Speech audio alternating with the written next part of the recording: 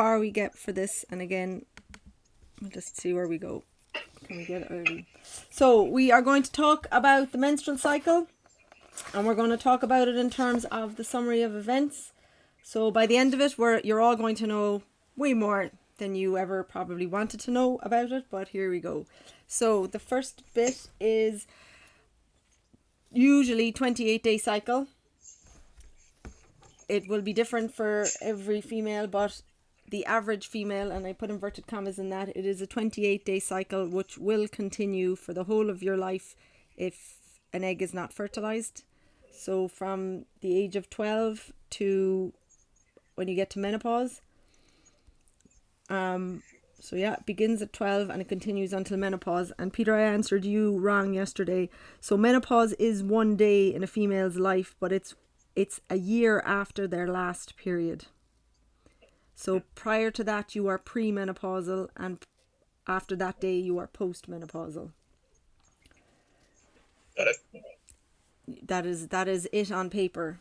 The reality is probably very different. I'll let you know as I'm going to be going through it one of these fine days.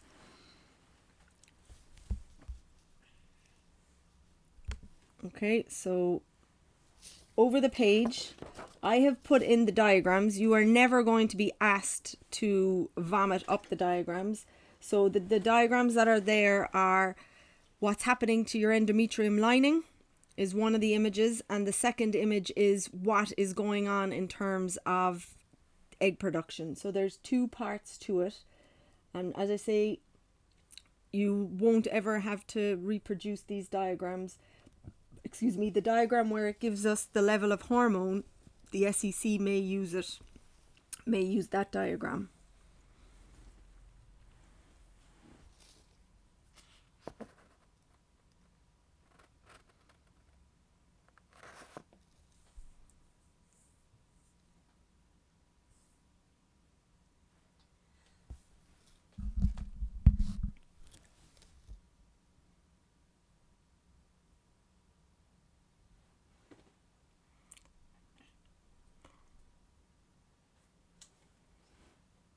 It's like Sarah has us in a scary movie, if anyone can see your screen. She's walking around the house. I feel like something bad's going to happen. Oh no, just a sheep is out on the lane, that's why I'm just looking. Alright, no, that's fine, but it's just, could be a scary movie, so I'll try to avert my eyes. Okay. So, if that's alright, you have these pictures, and as I've said, you will never need to reproduce this one or this one. It's just to show you kind of what is going on. So days 1 to 5 typically are when a female has her period. It is when your endometrium breaks down, and it's called menstruation. So in the little box you can see that the depth of the lining is decreasing, and in terms of days 1 to 5, you are starting, your new egg is going to be produced. So meiosis will have occurred, and this Graafian follicle will have surrounded the egg by the time your period stops.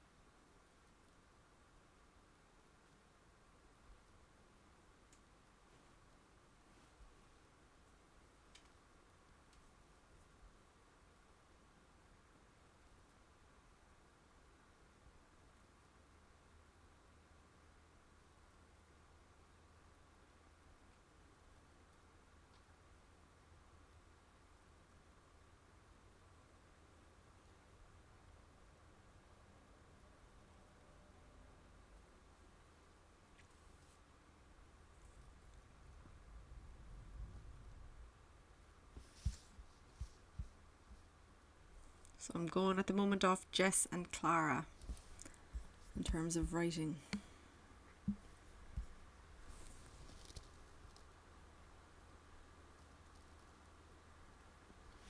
Okay, so that's day 1 to 5. So then we group it for day 6 to kind of just about 14, so 6 to 13 maybe. And the Graafian follicle is now producing hormone. And because it does, it means no more eggs will be prepared. So the fact that your so estrogen. Can you go back for like 3 seconds, please? Can you go back? Yeah, sorry.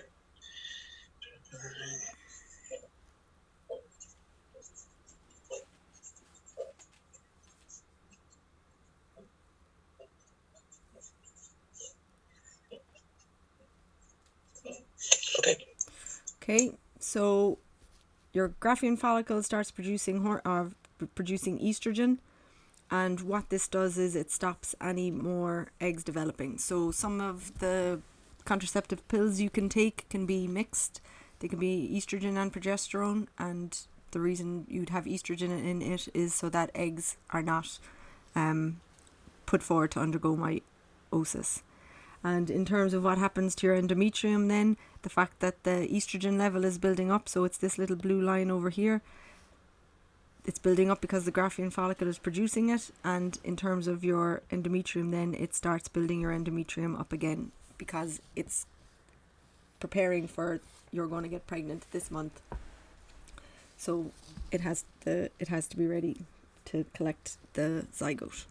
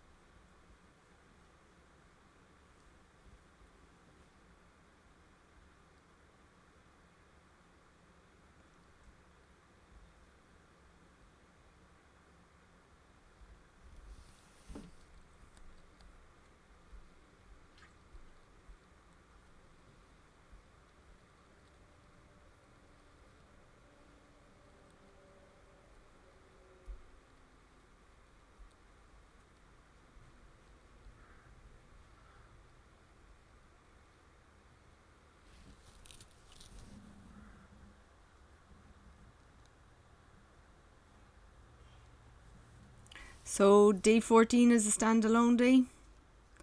It's just showing you estrogen levels increasing, endometrium increasing.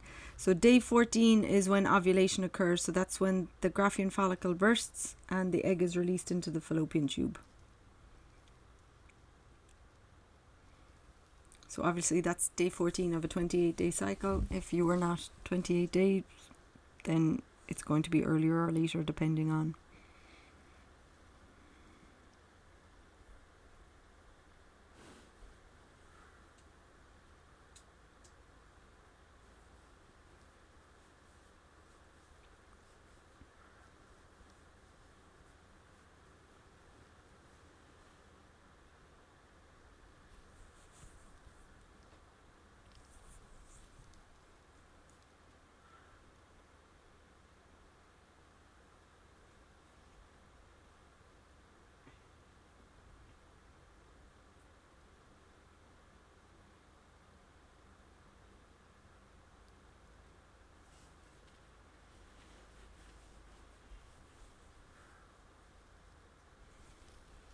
Okay, so then we kind of bundle it up from day 14, day 15 to 21. We've seen this already. So this is just another version of it. This is showing you somebody is possibly, well, they're not really doing egg retrieval. If you went through IVF, you now would have loads and loads of these blisters all over your uterus. So actually this could be IVF.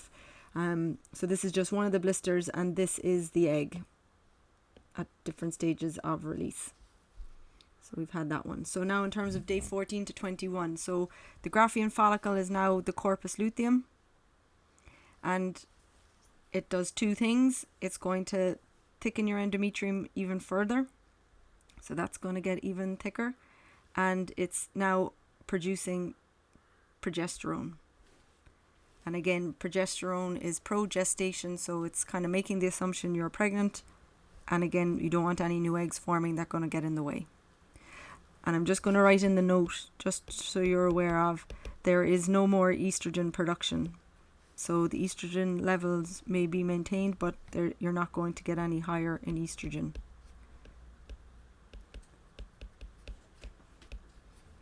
And when we talk about hormonal control in menstruation, you'll see how it's a kind of a pass the parcel in terms of the FSH, estrogen, LH, and progesterone.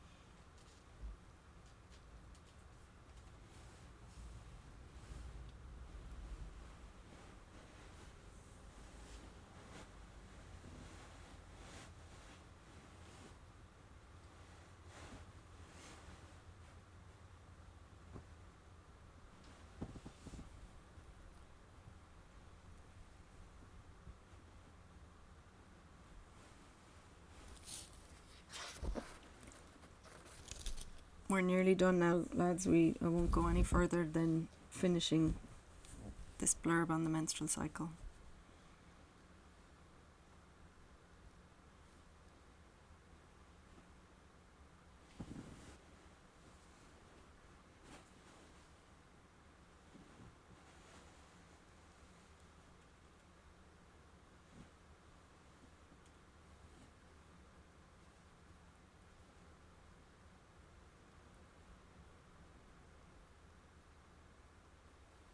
Okay, so just to note that if your egg isn't fertilized by day 16, it's going to start dying, and day 16 or 12 to 16 are called your fertile period.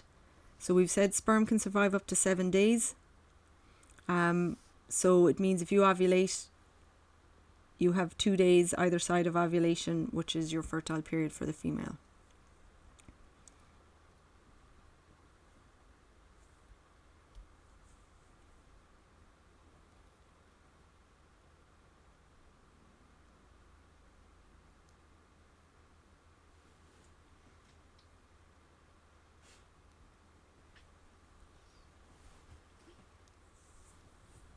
And again, that days 12 to 14 or 12 to 16 is only if you're a 28-day cycle.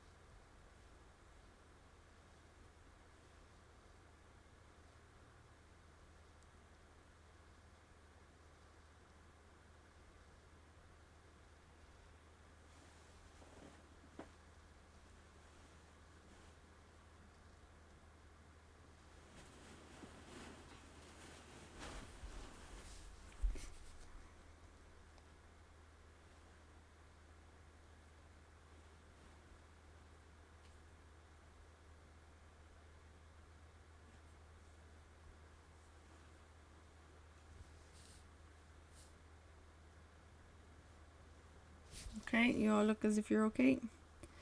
So from days 22 then to 28,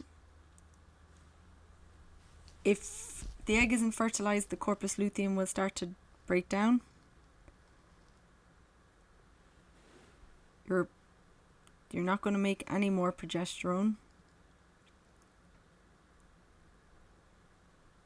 And then we hit day 28, your endometrium breaks down again, period starts, menstrual cycle goes again.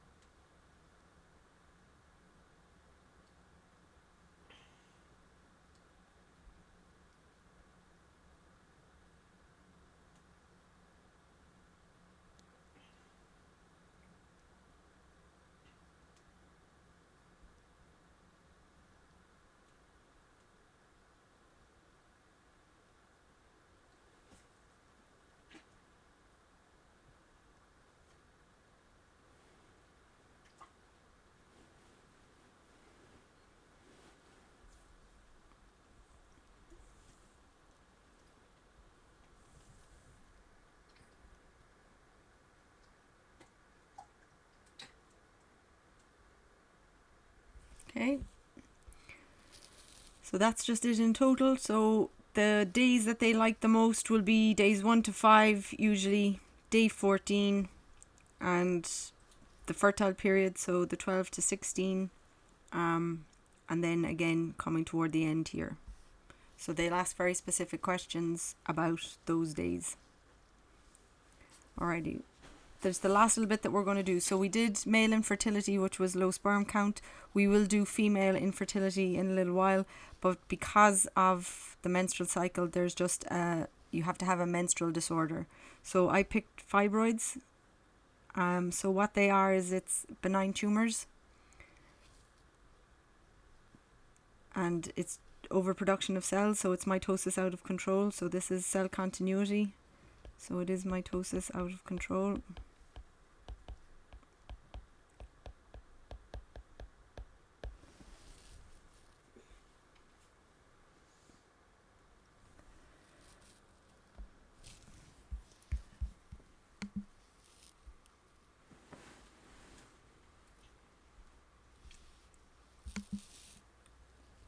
Okay, so the size of the fibroid can vary. It's very much person dependent. It's usually in common in women between 34 to 45 years of age. It's very uncommon to see it in younger women. And the symptoms of this are things like, let's write it over here, would be very heavy periods. Because the bleeding is so heavy, you would end up with anemia, so you would be deficient in iron. There would be pain associated with having them, and if you are to get pregnant, you can miscarry with them because they're there and the baby can't, the zygote can't attach, placenta might be able to attach properly, and obviously infertility, inability to be able to get pregnant at all.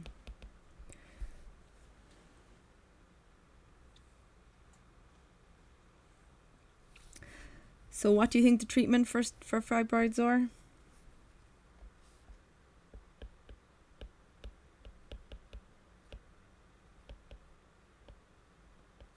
Surgery? Yeah, they have to be surgically removed.